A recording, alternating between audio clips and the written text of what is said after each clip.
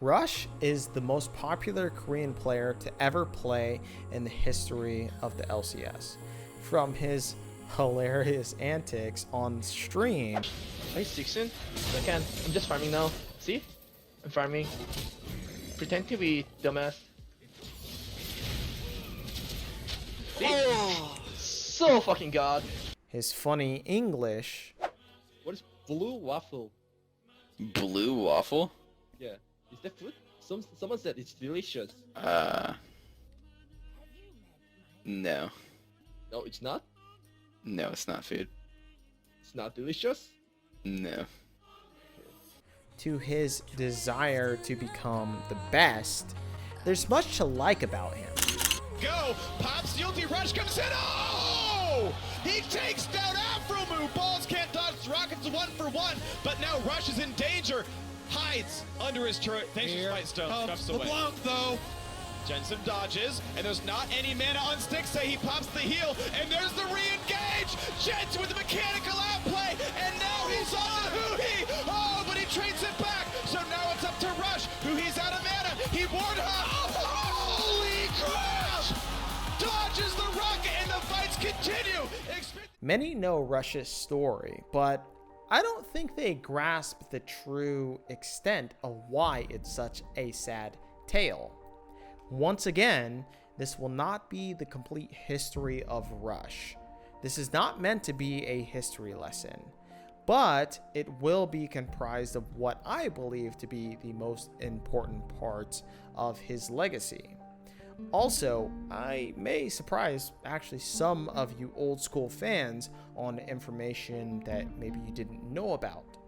On top of that, while yes, you may think his story isn't sad because he's a successful streamer now, currently, underneath I think lies a much more grim story.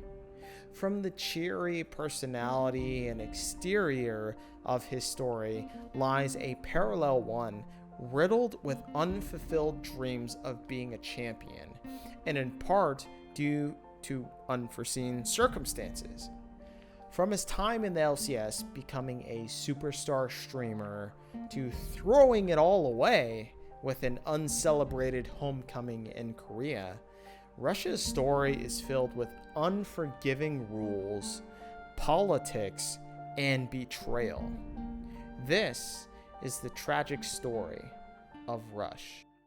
Rush's story begins in Korea, as he achieved rank 1 in 2014, and where he originally did a tryout for SKT, in fact, with the likes of Huni and Smeb as tryouts for the top lane. Rush and Reignover competed for the jungle spot. Mid was Scout, and ADC was this guy named Fury, and then Peekaboo was the tryout for support, which would actually be the only one to make it out as a sub, as Rush never made it onto the team. Rush then got a chance to play in LMQ, which turned into Team Impulse for the 2015 season. But during this time, Riot actually created the interregional movement policy, otherwise known as the LMQ rule. And so, to cut the story short and to go across the mumbo jumbo of all the law and stuff like that,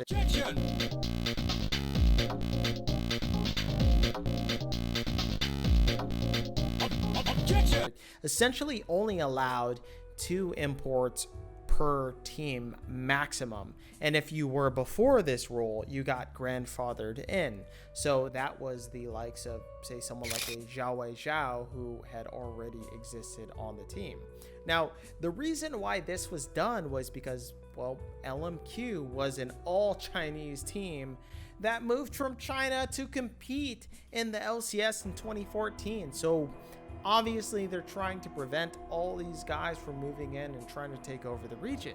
So, Rush joined after this North American rule.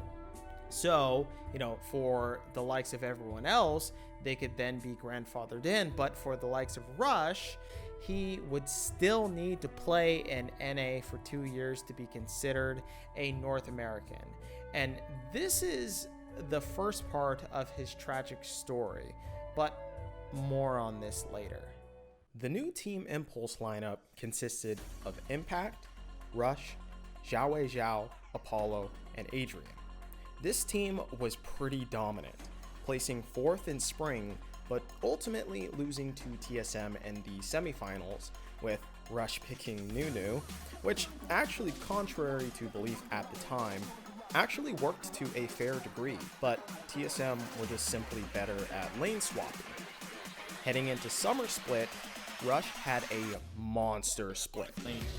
The mid lane turret going down benefits greatly for Rush's ability to counter jungle. Oh man. Oh, body drop, gonna get just that.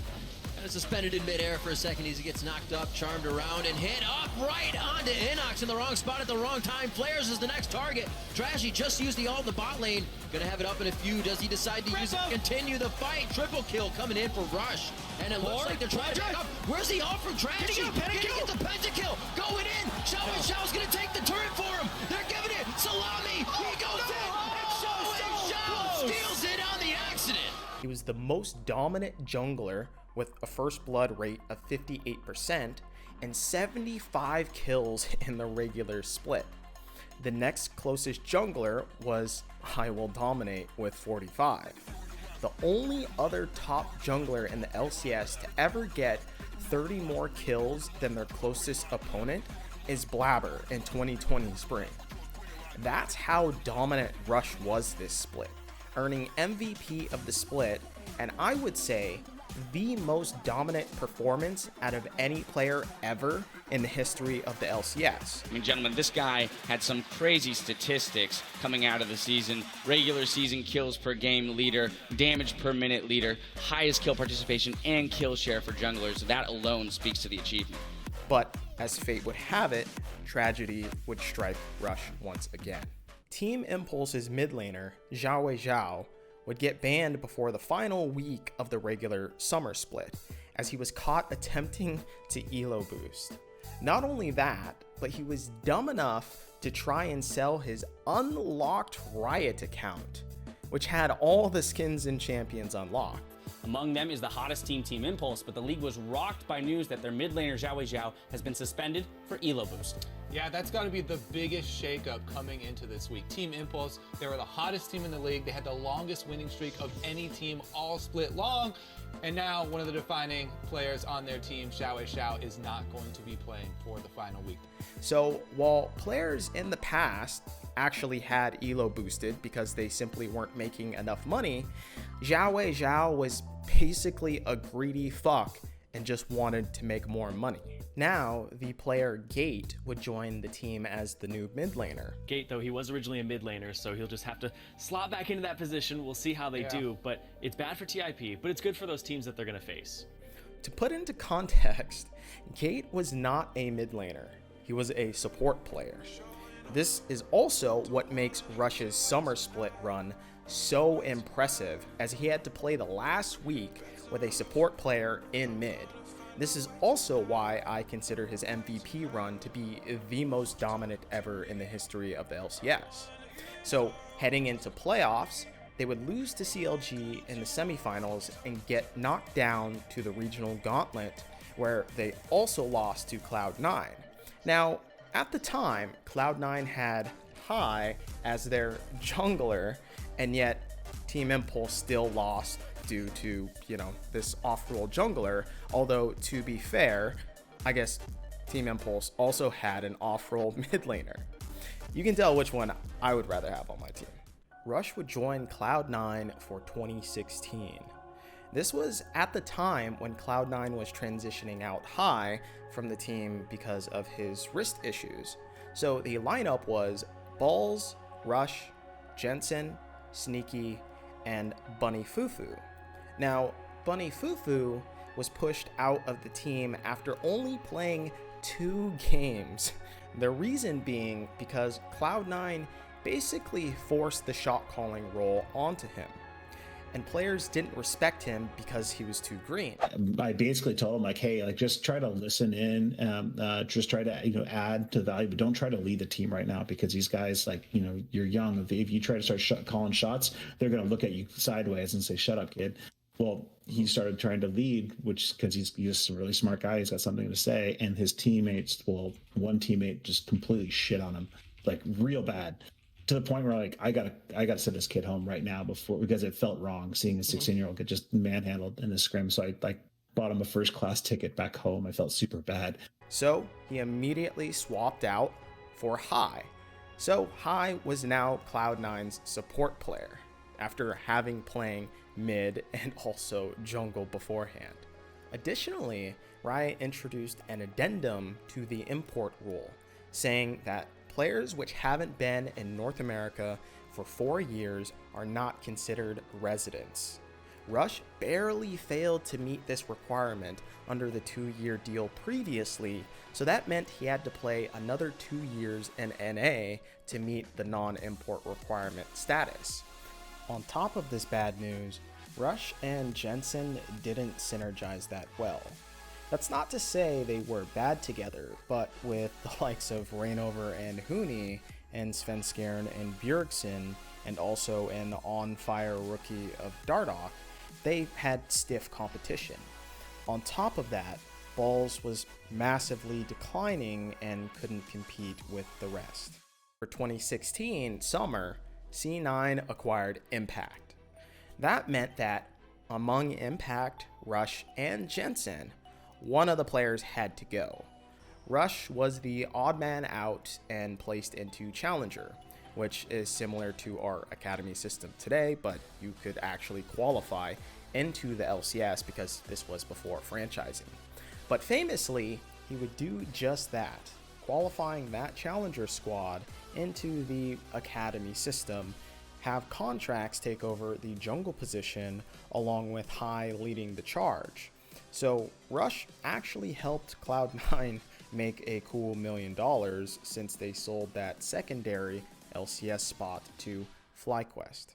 So here is where I'd like to pause on Rush's career, as he took a break for 2017 and went into a hyperbolic time chamber, where he didn't join a pro team and just grinded solo queue for a while after he moved back to Korea to prove himself, even going so far as to quit streaming to purely focus on his craft.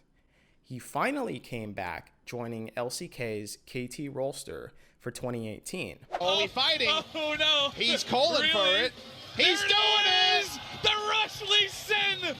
Now, we all know this was just a show, as Rush didn't play any significant games, and by all public optics, he was too old to be considered a starter. I can't really like explain the like tell the names, but that's actually the thing in Korea, which is like well known. They think all the players just get like worse and worse, which is like not true for just like fucking games. It's not even fucking true on fucking basketball or soccer. But Korean like have that kind of like stereotype. So they would rather just like stick with master, or maybe like 15 years old retarded jungler over like rank 1 Korea. In reality, he was never going to replace the legendary jungler Score. This prompted him moving back to NA for 2019 to Echo Fox. Echo Fox was riddled with problems, from a constant swap of rosters to a racist investor, which ultimately doomed the organization entirely.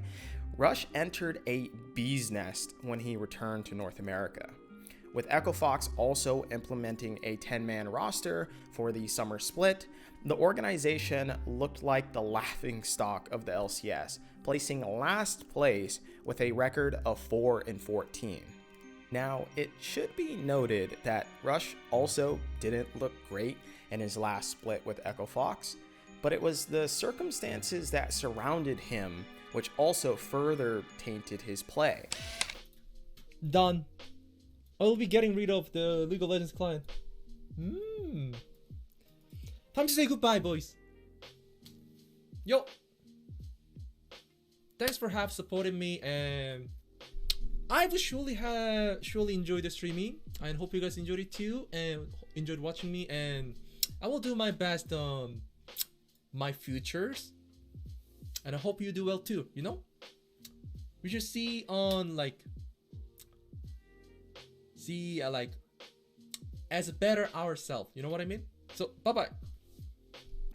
Rush would bow out to complete his conscription requirement in Korea and then return as a streamer with a warm reception on Twitch. Now, although you may think this is a happy ending, I think deep down, Rush always wanted to be a champion and he never fulfilled that goal.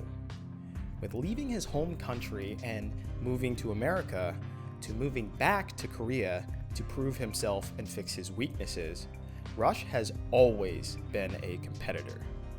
If not for the elo boosting of Zeyzal on Team Impulse, to the reworked import rule of 2016, moving the requirement of 2 years to 4 years to be considered a non-import, to the internal collapse of Echofox in 2019, we might have seen Rush still competing to this day.